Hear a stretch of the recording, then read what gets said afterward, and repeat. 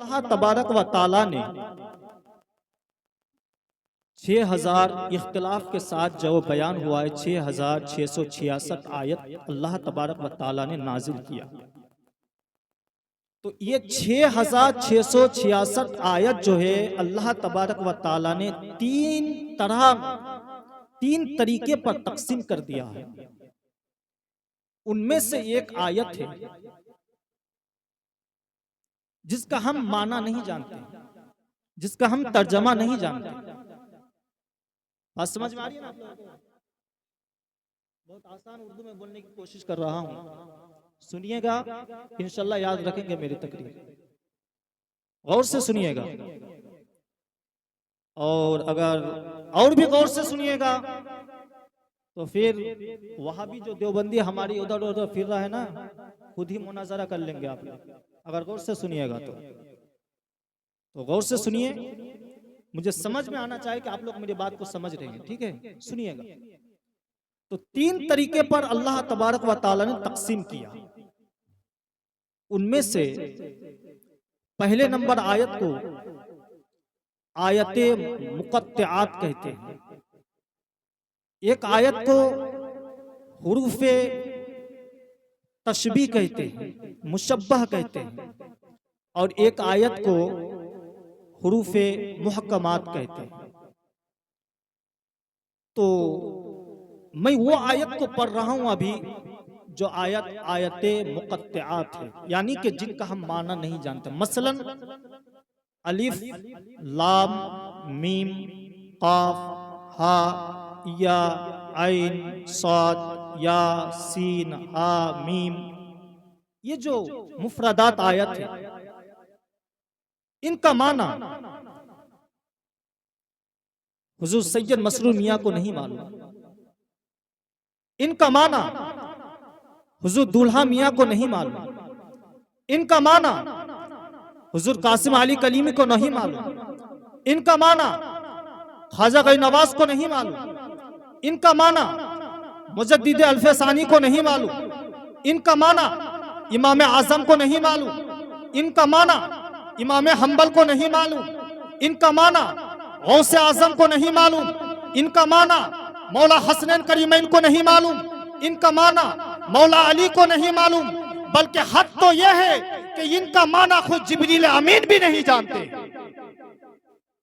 जब जिब्रील अमीन आयते मुकद्दसा को ले आए और लाने के बाद रसूल पाक सल्लल्लाहु अलैहि वसल्लम को मुखातिब करके कह रहा है, मोहम्मद अलीफ।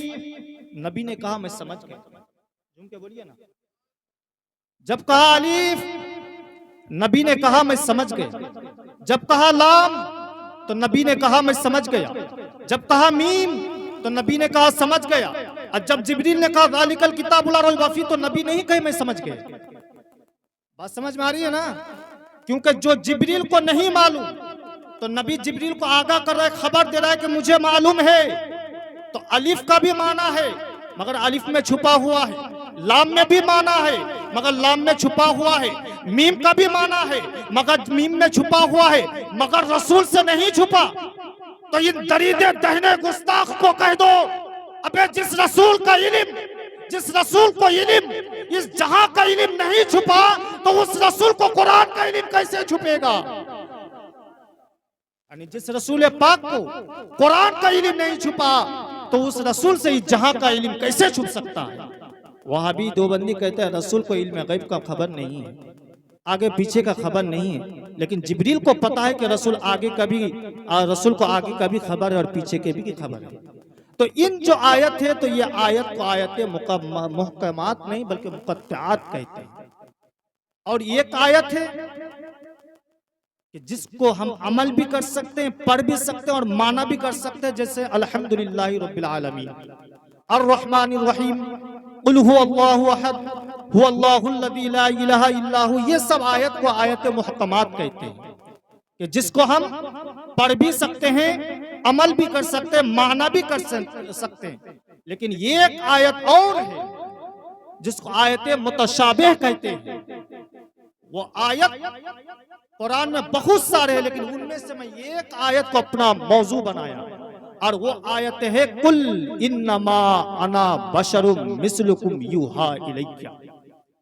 ऐ महबूब आप फरमा दीजिए कि मैं जाहिरी शक्ल सूरत में मैं तुम्हारी तरह बशर हूं। कौन कह रहा है? कौन कह रहा है? अल्लाह कह रहा है अपने महबूब को कि ऐ महबूब, गौर से सुनिएगा, मैं बार बार कह रहा हूं कि बहुत पॉइंट की बात बताने जा रहा हूं अभी, लेकिन सुनिएगा अल्लाह क्या कह रहा है अपने महबूब को। ऐ महबूब, आप अपने गुलामों को, अपने मानने वालों को कह दीजिए कि मैं जाहिरी शक्ल सूरत में तुम्हारी तरह बशर हूं, लेकिन मुझे देखकर धोखा मत खा जाना।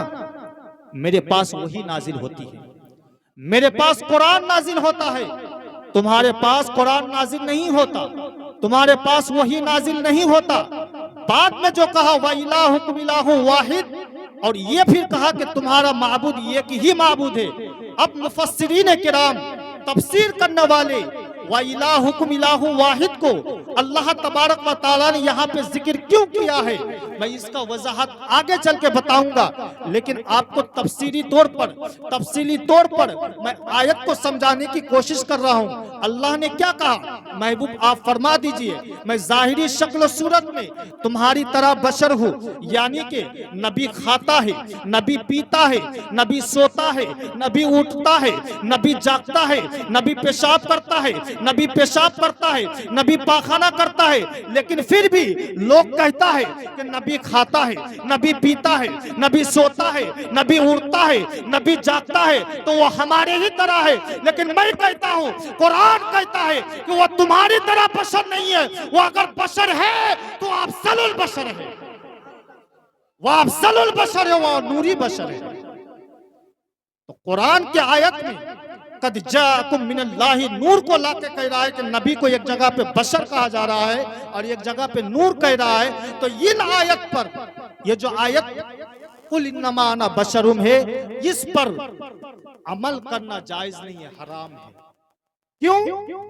कुल कहकर जो खुदा ने मुराद लिया है वो तर्जमे में जाहिर नहीं है, और जो तर्जमे में जाहिर है वो खुदा के मुराद नहीं है। इसलिए इन आयत पर ईमान लाना जरूरी है, मगर अमल करना हराम है। आइए एक हदीस से पाक समाअत कीजिए, नबी की बशरियत पर। नबी कौन सा बशर है, नबी किस तरीके का बशर है, नबी अफजलुल बशर है या अफजलुल बशर नहीं है। आइए हजरत अबू सईद खुदरी रज़ी अल्लाह ताला अन्हु से रवायत है, मिशकात शरीफ 515 में हदीस पाक मौजूद है। एक दिन अल्लाह तबारक व तआला के रसूल मस्जिद नबी में बैठे हुए थे, और होने के बाद एक फरिश्ते नबी पाक सल्लल्लाहु अलैहि वसल्लम के बारगाह पे यानी मस्जिद नबी में तशरीफ लाए, और लाने के बाद उसके बाद एक फरिश्ते आसमान और जमीन के दरमियान उड़ने लगे, और जब उड़ने लगे तो वो फरिश्ते प्रवास करने लगे और कहने लगे आहुआ क्या ये वही मोहम्मद है जिसके हम तलाश में है। वो नीचे वाला फरिश्ता कह रहा है हाँ ये वही मोहम्मद है जिसके हम तलाश में है। वो ऊपर वाला फरिश्ता नीचे आते हैं और दोनों फरिश्ते एक जगह पर कायम होते हैं, खड़े होते हैं। अचानक एक फरिश्ते गायब हो जाते हैं, और होने के बाद जन्नत जाते हैं और जन्नत से एक तराजू पल्ला लाते हैं, और लाने के बाद अल्लाहु अकबर, गौर से सुनिएगा आपका ईमान ताजा हो जाएगा। वो फरिश्ते तराजू पल्ले को लाते हैं, और लाने के बाद एक फरिश्ते रसूल पाक सल्लल्लाहु अलैहि वसल्लम को गोद में उठाते हैं, और उठाने के बाद एक पल्ले पे रसूल को बैठाते हैं, और एक फरिश्ते अचानक गायब हो जाते हैं। और दुनिया में जो सबसे ज्यादा परहेजगार थे, जो सबसे ज्यादा मुत्तकी थे, जो सबसे ज्यादा हाजी थे, जो गाजी थे, उन हाजियों और परहेजगार में से जो सबसे बड़े मुत्तकी थे उनको पकड़ के लाए, और लाने के बाद नबी पाक को एक पल्ले पे बैठाया और वो इंसान को एक पल्ले पे बैठाया। जब वजन किया गया तो मोहम्मद का पल्ला भारी हो गया। अल्लाहु अकबर, वो फरिश्ते फिर गायब हो जाते हैं, और हो जाने के बाद फिर दुनिया में सबसे ज्यादा जो परहेजगार थे, जो मुत्तकी थे, उनमें से दो आदमी को पकड़ के लाते हैं और लाने के बाद वजन करते हैं, मोहम्मद का पल्ला भारी हो जाता है, वो फरिश्ते फिर गायब हो जाते हैं। और होने के बाद दुनिया में जो सबसे ज्यादा परहेजगार थे, जो सबसे ज्यादा मुत्तकी थे, उनमें से 100 आदमी को पकड़ के लाते हैं और लाने के बाद मोहम्मद का वजन करता है तो मोहम्मद का पल्ला भारी हो जाता है। वो दोनों फरिश्ते एक दूसरे एक दूरी पे जाता है, थोड़ी दूर पे जाते हैं और एक दूसरे पे कंधे पे कदम रखता है और रखने के बाद कहता है, एक दूसरे के कंधे पे हाथ रखता है और कहता है, ए फरिश्ते ये तुम क्या कर रहे हो? मोहम्मद के वजन पे एक तो छोड़ो, दो तो छोड़ो, तीन तो छोड़ो, 1000 तो छोड़ो, जमीन और आसमान को, अगर आसमान और जमीन को, जन्नत और दोज़ख को अगर एक पल्ले पे रखा जाए और मोहम्मद को अगर एक पल्ले पे रखा जाए तो मोहम्मद का पल्ला भारी हो जाए। क्या फरमाया? मोहम्मद का पल्ला भारी हो जाएगा। कायनात को अल्लाह तबारक व तआला ने एक पल्ले पे रख दिया और मोहम्मद को एक पल्ले पे रखा गया। वजन जब किया गया तो मोहम्मद का पल्ला भारी हो गया। इस हदीस से पता ये चलता है कि नबी हमारी तरह बशर नहीं है, बल्कि अगर नबी बशर है तो वह अफजलुल बशर है, वह नूरी बशर है, वो खाकी बशर नहीं है, वो हमारी तरह बशर नहीं है। वो जो कुछ लोग कहते हैं कि नबी खाते हैं, पीते हैं, सोते हैं, उठते हैं, जागते हैं, तो फिर नबी हमारे तरह बशर कैसे नहीं? तो मैं कहता हूं, एक सहाबी रसूल नबी पाक सल्लल्लाहु अलैहि वसल्लम बीमार के हालत में पेशाब मुबारक पेशाब किया और बीमारी के हालत में एक लोटे पे पेशाब को रख दिया खटिया के नीचे। एक सहाबी रसूल आते हैं बड़े प्यास से, प्यास बहुत लगी हुई है। जब प्यास लगी हो तो आए तो लोटा देखा, देखने में आया कि पानी, वो पानी सोच कर आका के पेशाब मुबारक को पी गया। झूम के बोलिए ना, वो पानी सोच कर आका के पेशाब मुबारक को पी गया। जब नबी पाक सुबह को बेदार हुए, वो पेशाब को फेंकने के लिए जब गए तो देखा कि लोटा में पेशाब नहीं है। साहबा रसूल को पूछा कि वो साहबा, किसी ने इस बर्तन में जो पानी था, जो पेशाब था, किसी ने फेंका क्या? एक साहबी सर झुकाते हुए आए, आका गलती हो गई, फिदा के अभी वो उम्मी, मेरे माँ बाप आपका कुर्बान या रसूल अल्लाह, लेकिन गलती हो गई, मैंने इस पानी को, इस पेशाब को पानी समझ के पी लिया हूँ आका। जब इतना कहना था तो नबी ने कहा, साहबा तुम्हें मुबारक हो, कयामत तक जितने नस्ल आएंगे किसी के पेट की बीमारी नहीं होगी। नबी की पेशाब में अगर इतनी रहमत हो और अगर बरकत हो तो उनके ज़बान मुबारक के लौबे दहन का क्या आलम होगा। और जब लौबे दहन की इतने बरकत हो तो उनके पेशानी मुबारक का आलम क्या होगा। तुम किस अंदाज पे कहते हो कि नबी हमारी तरह बशर है, किस ज़बान पे कहते हो। या नबी पाक के पसीने के आलम ये था, मुश्क अंबर से ज्यादा खुशबूदार।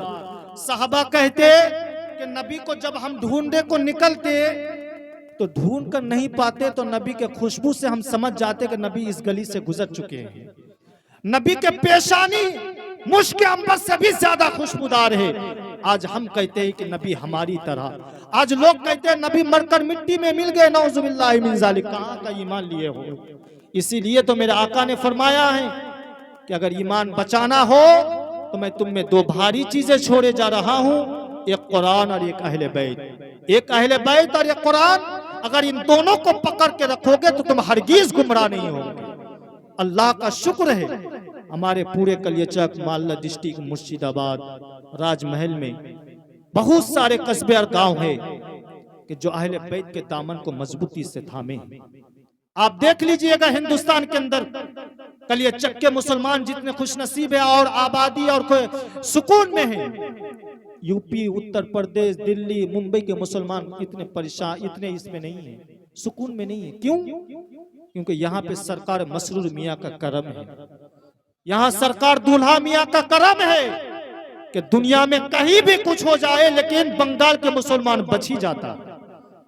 लेकिन मेरा टॉपिक ये नहीं है, मैं आगे आपको अहले बैत के भी कुछ शान सुनाऊंगा, लेकिन जो आयत पढ़ा हूं उसके मौजू पर और थोड़ी सी झलकियां सुनिएगा। आप जानते हैं हजरत इब्राहिम खलीलुल्लाह के नाम आप सुने हैं ना? कितने लोग सुने हैं? हाथ उठाकर बोलिए। आपने सुने हैं? सब सुना है। बेदार रहिए। बहुत पॉइंट की बात जो कभी भी सुनने को नहीं मिलेगा आपको। हजरत इब्राहिम अलैहिस्सलातो व तस्लीम नमरूद के दरबार में जाता है, और जब नमरूद के बारगाह पे जाता है तो जाने के बाद नमरूद को खुदा को एक मानने का हुक्म देता है कि ए नमरूद, तुम एक खुदा को मान लो, तुम्हारा एक ही खुदा है, दूसरे खुदा को मत मानो। नमरूद अपने तकब्बुर और घमंड के बुनियाद पर कहा कि ए मूसा, तुम किस खुदा की बात कर रहे हो? मैं ही तो खुदा हूं। नऊजुबिल्लाहि मिन ज़ालिक। नमरूद ने कहा, ए मूसा, ए इब्राहिम, तुम किस खुदा की बात कर रहे हो? खुदा तो मैं ही हूं। हजरत इब्राहिम खलीलुल्लाह ने कहा, अच्छा, मेरा खुदा वह है जो जिंदा को मुर्दा करता है, मुर्दा को जिंदा करता है। अगर तू मेरा खुदा है नमरूद, तो तू भी मुर्दे को जिंदा कर और जिंदे को मुर्दा कर दे। नमरूद ने कहा, अच्छा ठीक है, सुबह को आना इब्राहिम। जब हजरत इब्राहिम खलीलुल्लाह सुबह को आए तो नमरूद चालाक इंसान थे, लेकिन नबी के सामने किसी की चालाकी नहीं चलती। तो वो चालाक थे। वो क्या कहा? एक इंसान को पकड़ा, कॉलर को, सीना को पकड़ा, और पकड़ने के बाद कहा, ए तुम्हारा क्या हाल है? कहा कि मैं आजाद हूं। कहा कि तुम आजाद हो? नमरूद ने उनके चेला को कहा कि इसे कैद में डाल दो और इसे सूली पे चढ़ा दो। नमरूद के हुक्म पाकर उसे सूली पे चढ़ा दिया गया। बेगुनाह को सजा कत्ल सुना दिया गया, कत्ल कर दिया गया। एक कैदी को पकड़ के लाया और कहा, तुम्हारा क्या हाल है? कहा कि हुजूर, कल तो मेरा फांसी है। कहा कि तुम आजाद हो जाओ। जब इतना किया तो नमरूद ने इब्राहिम खलीलुल्लाह को कहा, ए इब्राहिम खलीलुल्लाह, देखो मैं ही तो खुदा हूं। कल जो मरने वाला था मैं उसे जिंदा कर दिया, और जो कल जिंदा होने था मैं उसे मौत दे दिया। नमरूद ने कहा, इन्नल्लाह अला कुल्लि शैइन कदीर, मेरा खुदा हर चीज पर कादिर है। तुम मेरा खुदा नहीं हो सकता है। मेरा खुदा इस तरह मुर्दे को जिंदा, जिंदा को मुर्दा नहीं करता है। लेकिन ए नमरूद, अगर तू मेरा खुदा है तो मेरे खुदा का शान यह है कि रोजाना सूरज को पूरब से उठाता है और पश्चिम को डुबाता है। नमरूद, अगर तू मेरा खुदा है, कल सुबह को सूरज को पश्चिम से उठा और पूरब को तू डुबा दे। इतना कहना था। नमरूद हक्का बक्का रह गया और बेहोश होकर जमीन पर गिर गया। लेकिन पॉइंट की बात बहुत बारीकी जहन के साथ सुनिए। नमरूद के इब्राहिम खलीलुल्लाह के दलील पर गौर से सुनिएगा। इब्राहिम खलीलुल्लाह के दलील पर मेरे मोहम्मदुर रसूलुल्लाह खुदा है ना? गौर से सुनिएगा, फतवा नहीं लगेगा, अभी मैं हाजिर हूं। नमो इब्राहिम खलीलुल्लाह के दलील पर उन्होंने क्या कहा था? मेरा खुदा वो है जो पश्चिम को, मेरा खुदा वो है जो पूरब से सूरज को उठाता है और पश्चिम को डुबाता है। मैं उसे खुदा मान जाऊंगा जो पश्चिम से खुदा को डुबाया हो। नमरूद तो हक्का बक्का रह गया। लेकिन गौर कीजिएगा, मुहम्मदुर रसूलुल्लाह सल्लल्लाहु अलैहि वसल्लम मौजूद है, साथ में हजरत अली है। अली के जांगे मुबारक पर नबी पाक आराम फरमा रहे हैं। आराम फरमाना था। नमाज असर कज़ा हो गई। असर जब कज़ा हो गई, मगरिब के वक्त होने गया। अली मुर्तजा नमाज असर के लिए रोने लगे।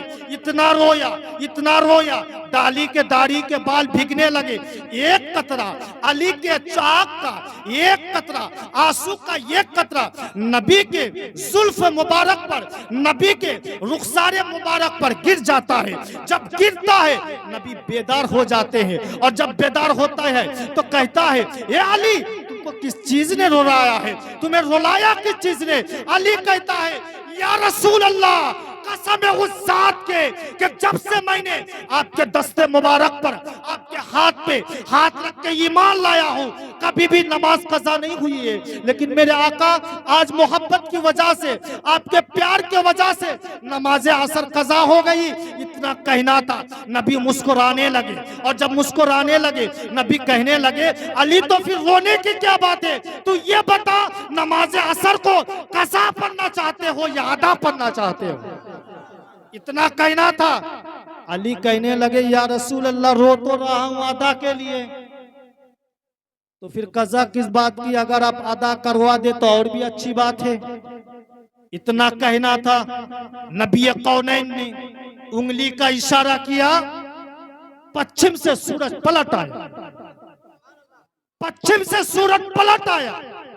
यह मोजज़ा देखकर नबी के पूरा पश्चिम से सूरज को निकलवाना, डूबा हुआ चांद को दो टुकड़ा कर देना, कंकर को कलमा पढ़वाना, दरख्त को कलमा पढ़वाना, समंदर के बीच में, दरिया के बीच में रास्ता बना देना, ये सारे मोजज़ात को देखकर कुछ नबी, कुछ लोगों ने नबी पाक को खुदा कहने पर मजबूर हो गया।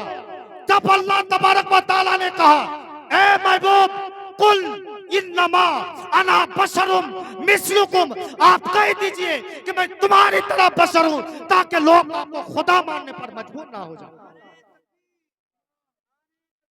अल्लाहु अकबर।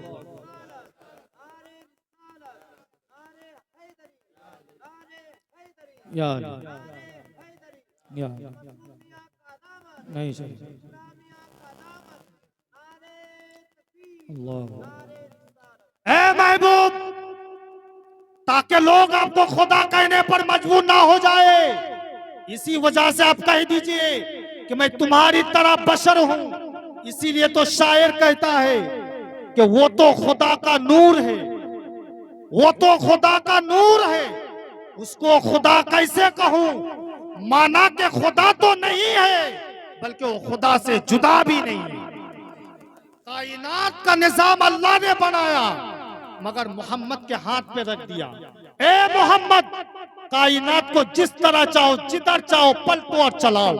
इसी वजह से जरूरत के मुताबिक नबी ने चांद को दो टुकड़ा कर दिया, जरूरत के मुताबिक डूबा हुआ सूरज को पलट लाया, जरूरत के मुताबिक कंकर को कलमा पढ़ा के बता दिया कि मैं नबी इस तरह हूँ, आखिरी नबी इस तरह हूँ कि अल्लाह ने कायनात को बनाया और उनका मालिक हमें बना दिया। ये इश्क की बात है, मोहम्मद की मोहब्बत की बात है। लोगों बहुत सारे आलिम नहीं बताते हैं, लेकिन आज बता रहा हूं, गौर से सुनिएगा। इश्क की बात है, मोहब्बत की बात है। चंद मिनट और भी मैं हूं, अगर आप साथ दीजिएगा तो मैं बहुत अच्छी अच्छी प्यारी बात और भी बताऊंगा आपको। अगर आप बैठे रहेंगे, अच्छा लग रहा है, अच्छा लग रहा है, हाथ उठा के बोलिए या रसूल अल्लाह। अगर आपका ईमान ताजा हो रहा हो, मेरी तकरीर समझ में आ रही हो, तो बीच मजमा से कोई भाई हुआ हाथ उठा के नारा लगा दीजिए, जरा उठाइए। अल्लाहु अकबर, या रसूल अल्लाह, या अली, या अली, जिंदाबाद, जिंदाबाद, जिंदाबाद, जिंदाबाद।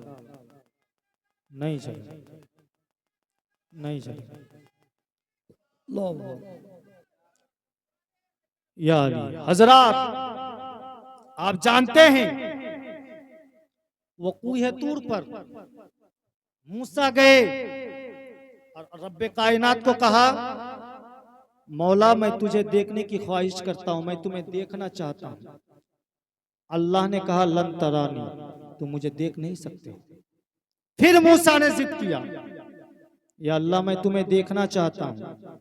जब जिद पे जिद किया, तो अल्लाह तबारक व तआला ने क्या किया, मूसा कलीमुल्लाह को कहा, ए मूसा आओ कूहे तूर पर।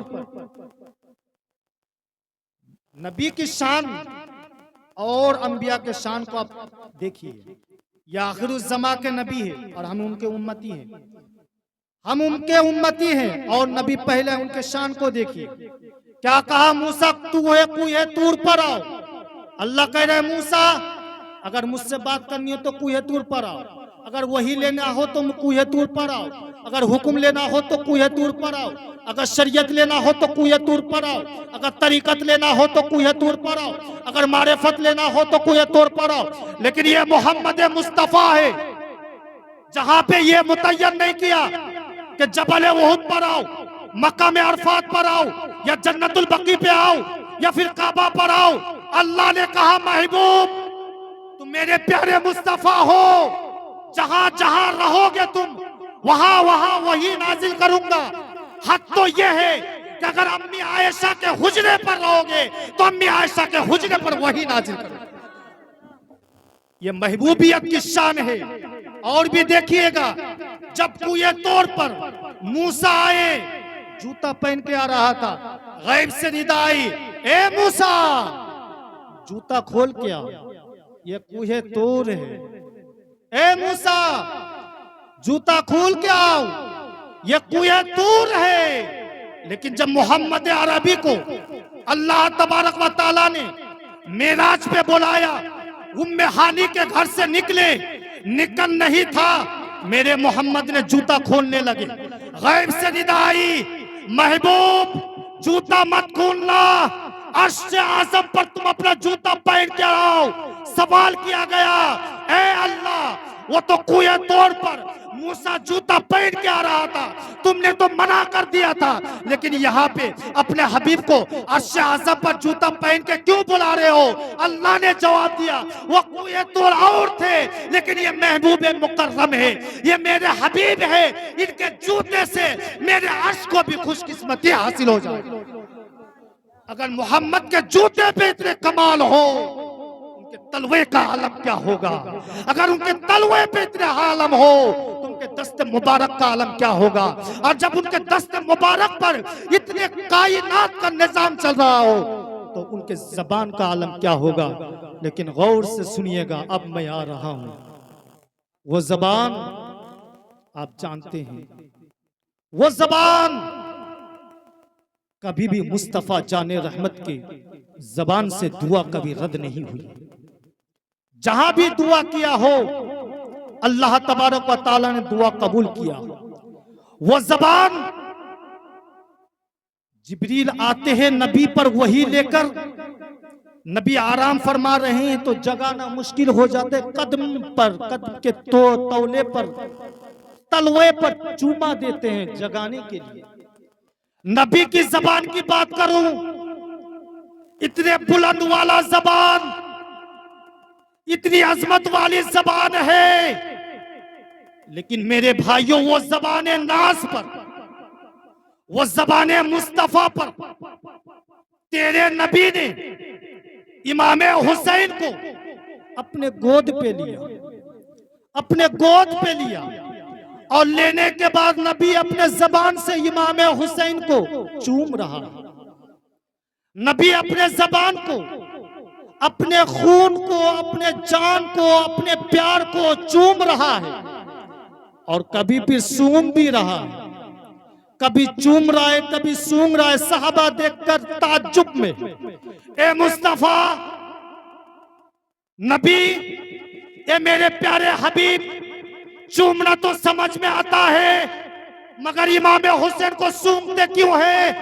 नबी जवाब देते हैं, मैं इसी वजह से चूमता हूं क्योंकि ये मेरे खून है, मेरी बेटी फातिमा के लख्ते जिगर है, मगर सूंघ रहा हूं इसी वजह से कि हुसैन के जिस्म से जन्नत की खुशबू आती है। चूमता हूं इसी वजह से कि हुसैन के जिस्म से जन्नत की खुशबू आती है, मगर मुसलमानों वो खून मेरे पीरो मुर्शिद के खून पर दौड़ रहा, वो खून इमाम हुसैन के, वो खून हजरत सैयद मसरूर मियाँ के खून पे दौड़ता है। तो अगर जन्नत की खुशबू हुसैन के सीने पर, हुसैन के अगर खून में हो, तो अहले बैत के कदम पर अगर हम चूमा दे, अगर चुम्बन करे, अगर चूमा दे, अगर चूमे, तो क्या हम जन्नत को चूम नहीं सकते हैं? ये हो नहीं सकता है।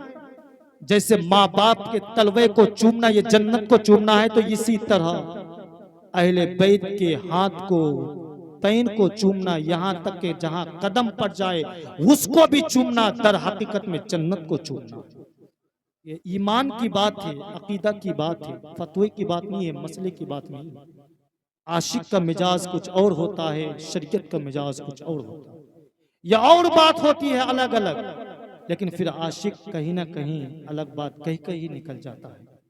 मुसलमानों देखिए, इमाम हुसैन का मर्तबा, नबी पाक सल्लल्लाहु अलैहि वसल्लम को अगर पूछा जाए या रसूल अल्लाह,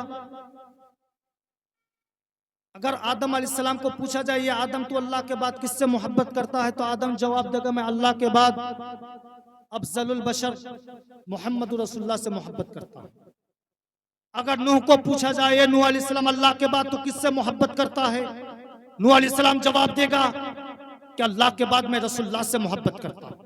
1,20,000 अंबिया किराम को अगर पूछा जाए अल्लाह के बाद तो किससे मोहब्बत करता है, तो सारे नबीयीन का जवाब यही होगा